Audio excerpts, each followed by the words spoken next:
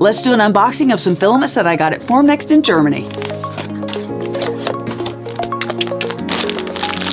I spoke with Ivo from Azure Films. Now, they're in Slovenia, and I have always wanted some of their filament, and this is beautiful. And this is their Silk Flame Orange, and then we have a PETG Blue Transparent. They do everything. They design their own spools, they have their own extrusion lines, and then they do their own filament. And this is going to be great. I can't wait to print with it. I was really excited to talk with the people from Winkle in Spain, and this is their fluorescent green, but I love this violet pearl. And they have some other stuff like this Winkle purple. Look how great this Winkle purple is in this phone stand. And there's really cool SoundCloud things. And we want to get in contact because some of their colors are very special. Like they have one called Desert Sand, and it looks like the stone that their monuments are made out of in Spain. And also some of them are very special because it's similar to the colors that you see in nature in Spain. So I'm going to have some of these soon, and we'll try those out. But in the meantime, check out Azure Film and Winkle Filaments.